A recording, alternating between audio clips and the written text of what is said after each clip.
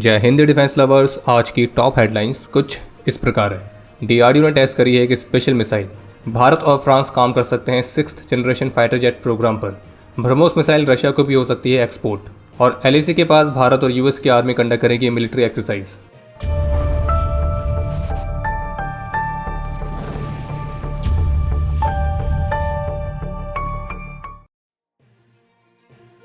पच्चीस जून 2026 को बेंगलुरु में डीआरडीओ की centre for airborne systems laboratory में भारत के स्वदेशी नेत्र इवैक सिस्टम के फाइनल ऑपरेशनल क्लियरेंस को डिक्लेयर किया जाएगा और इसके एफओसी के डिक्लेरेशन के लिए एक खास सेरेमनी भी आयोजित की जाएगी।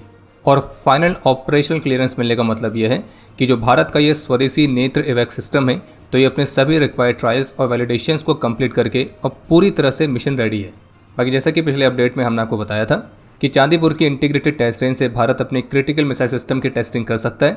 और मीडिया रिपोर्ट्स में इस बात के स्पेकुलेशंस चल रहे थे कि इस दौरान भारत अपनी अग्नि 6 मिसाइल का टेस्ट करेगा।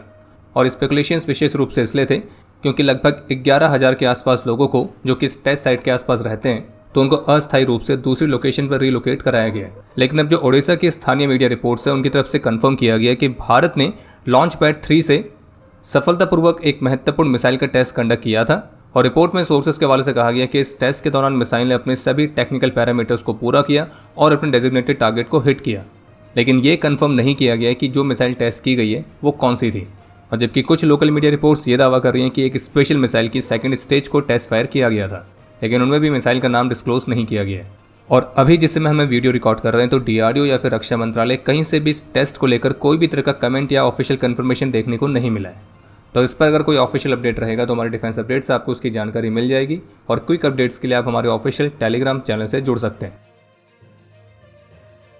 बेंगलुरु बेस्ड टॉनबो इमेजिंग ने भारतीय नौसेना को स्वदेशी electro optic infrared systems deliver किए हैं और जिनका नाम है अवेंजर AVG-30 HD, जिन्हें भारतीय नौसेना की सरफेस वेसल्स में इंटीग्रेट किया जा रहा है। और जो पहली यूनिट है वो INS सूरत में इंस्टॉल की गई है और जबकि 40 और एडिशनल वेसल्स के लिए जो अवेंजर सिस्टम्स हैं ये सप्लाई किए जाएंगे। और इन सिस्टम्स को भारत में असेंबल नहीं किया गया है बल्कि ये पूरी तरह से भारत में डिज़ाइन किए गए हैं, भारत में डेवलप किए गए हैं, भारत में ही मैन्युफैक्चर किए गए हैं, यानी कि ट्रूली मेड इन इंडिया। अब बाकी ये सिस्टम्स एक्चुअल में क्या हैं और क्या काम करेंगे तो आप इसको ऐसे समझ सकते हैं कि ये भारतीय नौसेना की जो वॉरशिप्स हैं तो उनके लिए एक तरह के इलेक्ट्रॉनिक आई की तरह है जिन्हें नेवल शिप्स पर माउंट किया जाएगा और ये सर्विलेंस के काम आएंगे।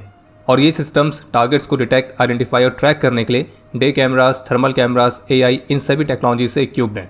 ये दिन और रात, फॉग, रेन, स्मोक, हर तरह के कंडीशन में शिप्स, बोट्स, ड्रोन्स और इस तरह के थ्रेट्स को स्पॉट कर सकते हैं। इसके अलावा ये सिस्टम 360 डिग्री की सिचुएशन अवेयरनेस प्रोवाइड करता है, यानी कि वॉरशिप का जो क्रू है वो उनकी वेसल के चारों तरफ सब कुछ मॉनिटर कर सकता है। इसके अलावा ये स्टेबलाइजेशन सिस्टम के साथ भी आता है, यानी कि रफ सीज में ऑपरेट करते समय अगर वॉरशिप रोल भी कर रही है तो ऐसी स्थिति में भी जो इमेज है वो स्टडी रहेगी। और इसका वजन 10 किलोग्राम से कम है। कहने का मतलब ये है कि कुछ इस तरह से काम करेगा, जो रडार है वो वॉरशिप को ये बताती है कि उसके आसपास कुछ तो है, लेकिन वो एग्जैक्टली क्या है और उसको ट्रैक करने के लिए ये अवेंजर AVG-30 HD क्रू की मदद करेगा। तो सीधे सीधे कहा जाए तो शिप की आंख की तरह काम करता है। और पहले इस तरह के सिस्टम्स हम इंपोर्ट करते थे, लेकिन अब हम इन्हें भारत में बना रहे हैं। इसके अलावा एक महत्वपूर्ण अपडेट ये है कि ब्रह्मोस सुपरसोनिक क्रूज मिसाइल के फॉरेन कस्टमर में एक और नया नाम जल्दी जुड़ सकता है। और नया नाम कोई और नहीं बल्कि वो है जिसके साथ मिलकर हमने ब्रह्मोस मिसाइल बनाई है। जी हाँ, हम बात कर रहे हैं रशिया की। अभी तक फिलीपींस और वियतनाम के साथ ब्रह्मोस की डील हो चुकी है। फिलीपींस को यूनिट्स डिलीवर भी की जा चुकी हैं। इंडोनेशिया के साथ डील फाइनल स्टेजेस में है। मलेशिया के साथ भी बातचीत चल रही है। लेकिन अब ब्रह्मोस एरोस्पेस के जॉइंट MD की तरफ से कंफर्म किया गया कि जो ये ब्रह्मोस एरोस्पेस है वो BrahMos supersonic cruise missile Russia को भी सेल करने के लिए तैयार है, जिसमें या तो नेवी के लिए मिसाइल्स या फिर उनके ग्राउंड फोर्सेस के लिए मिसाइल्स ली जा सकती हैं।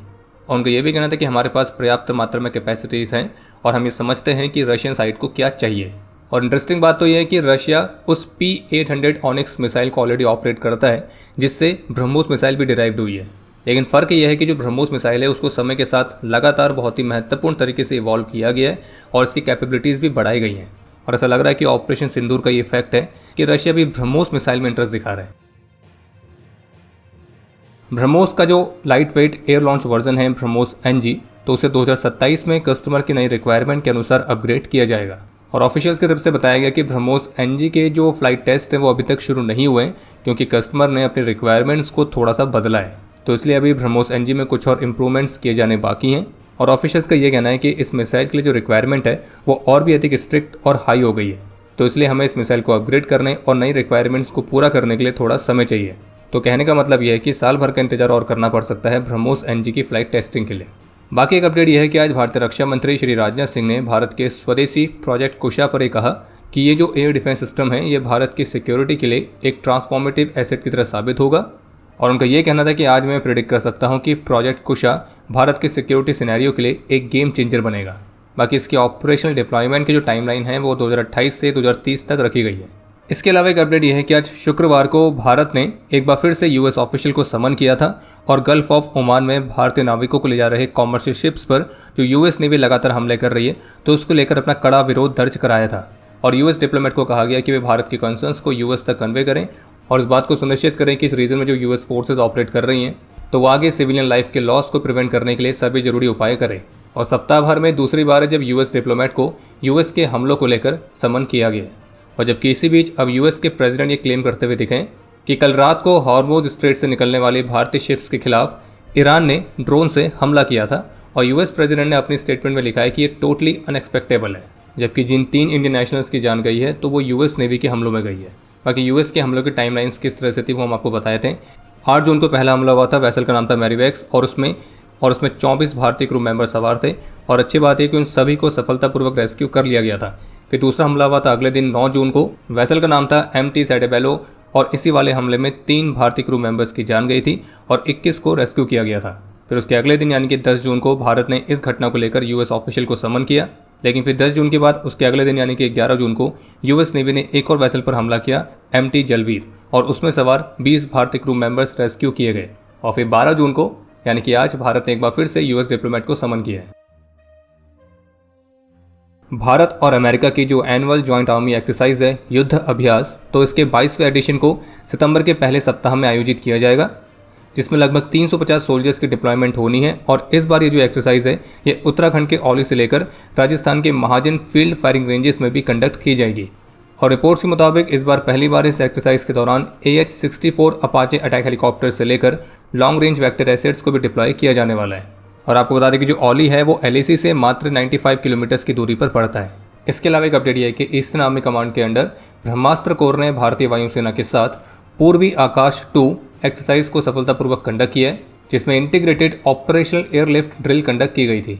बाकी एक और अपडेट है कि पिछले साल ऑपरेशन सिंदूर के दौरान जो भारत के DGMO थे लेफ्टिनेंट जनरल राजीव घई, तो अब उन्हें नेशनल सिक्योरिटी काउंसिल सेक्रेटरीट यानी कि NSCS के नए मिलिट्री एडवाइजर के तौर पर अपॉइंट किया गया है।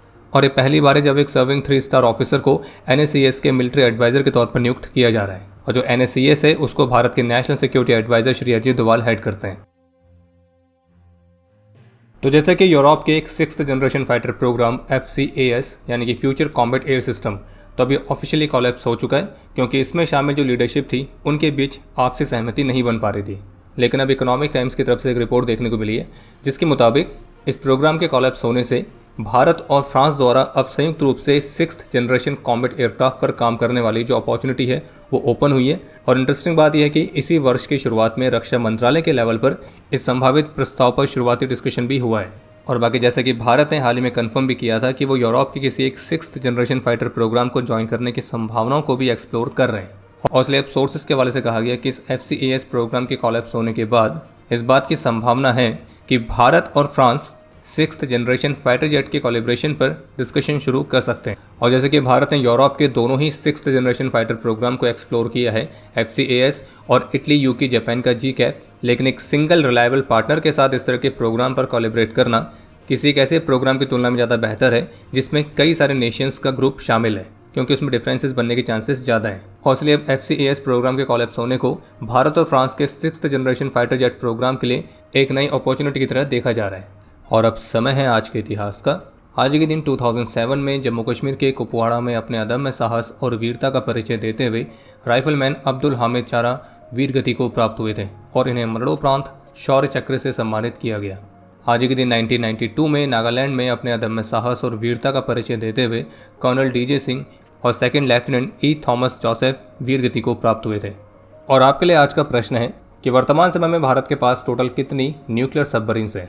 और अब समय है आज के टॉप 3 कमेंट्स का, जो ये रहे आपकी स्क्रीन पर।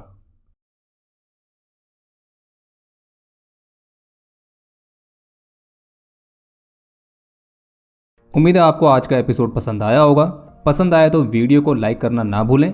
आपके कोई भी सुझाव या सवाल हो तो उसके लिए कमेंट सेक्शन ओपन है। और अगर आप डिफेंस रिलेटेड और भी एक्सक्लूसिव कंटेंट में दिलचस्पी रखते हैं तो आज ही प्ले स्टोर से डिफेंस स्क्वाड की सुपर ऐप को डाउनलोड करना ना भूलें। और अगर आप चैनल पर पहली बार आए हैं तो squadron.in पे जाके हमारे नए डिज़ाइंस को भी चेकआउट जरूर करें। बाकी जल्द मिलेंगे नए एपिसोड के साथ। तब तक के लिए जय हिंद, जय भारत।